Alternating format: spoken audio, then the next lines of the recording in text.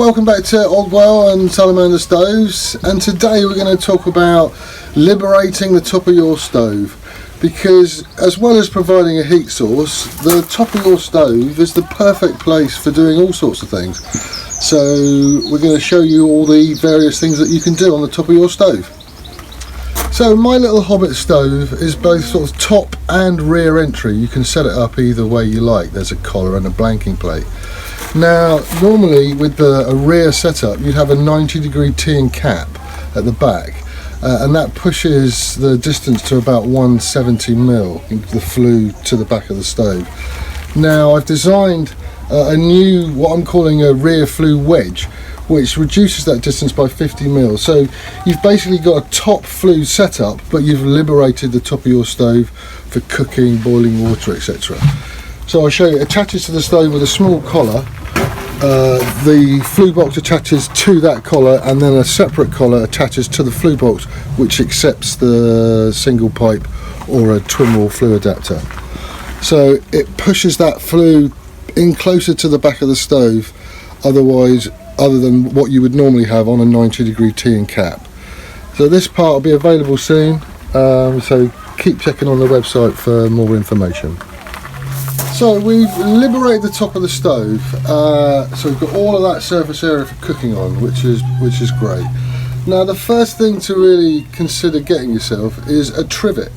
Now a trivet's like a cast iron piece that sits on top of the stove and basically allows you to sit your kettle or your cook pot just off the top of the stove. So if you're having a kettle, for example, it wouldn't just slowly boil dry if you forgot about it and left it on there. So a trivet is an ideal thing, and you can get trivets in varying heights, and that's quite useful as well. If you want to simmer something very, very slowly or cook something very slowly, then potentially you'd have a taller trivet or a similar trivet with two stacked together. So a trivet is one of the first things you require, and that allows you to be better at controlling that stovetop temperature, because you can get that stovetop really hot, ideal for frying and boiling, etc. So that trivet allows you a little bit more control instantaneously. So you've got your trivet. Now the first thing obviously you want to get yourself is a stovetop kettle. Then you can make yourself a nice cup of tea or coffee. So what you want to be looking for really in a stovetop kettle is one with a wide bottom, big flat bottom that makes good contact, good surface contact with the stove. Yep, you want a flat bottom one that's got a wide base, and then obviously you'll be able to boil water faster. One with a whistle is a good idea as well. And there's so many to choose from. On the website you can go retro, like this one, nice vintage. On our website we've got some nice designer stainless steel ones from Alessi. They're super posh, and they're sort of like the crowning glory on the stove. Why not, fancy up your stove look by putting on a lovely stovetop kettle on top of your stove? Function and form, what's not to like?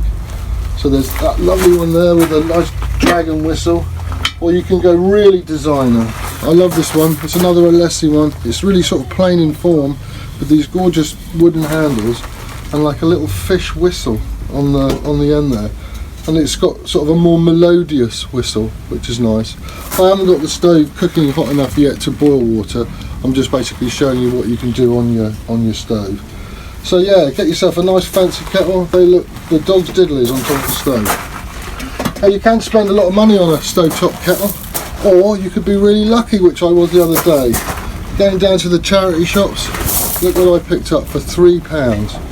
Look at that. I think it's a designer kettle of some kind. I'll have to do some research, but get out in those charity shops and find yourself a nice stovetop kettle. This retro one here, I think it's Italian, was I think £8 in a charity shop in town. So I think they really set the stove off, and obviously you can make yourself a nice cup of tea. So don't forget, when choosing a stove, make sure you inquire as to whether it will boil water on the stove top. If it won't do that, obviously if you're interested in cooking on your stove, choose a different stove. My little Hobbit, great at boiling water or getting hot enough to do frying, etc. So you've got your stovetop kettle.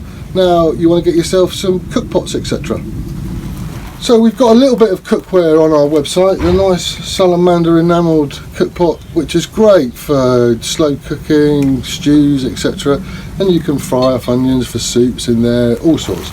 So that's a good sort of solid heavy duty bit of kit. A good cast iron pot is a sort of a must have for cooking on top of your stove. You also want some pans. Now I've cooked on the stove with all manner of pans. Nice sort of stainless heavy bottom ones are best.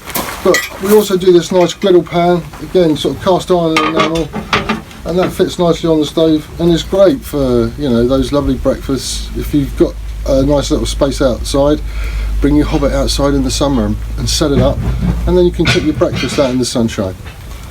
So there you go. You can also obviously get some nice retro stuff. I've got this nice Catherine Holm, I think she's a Norwegian or Danish designer from the 70s.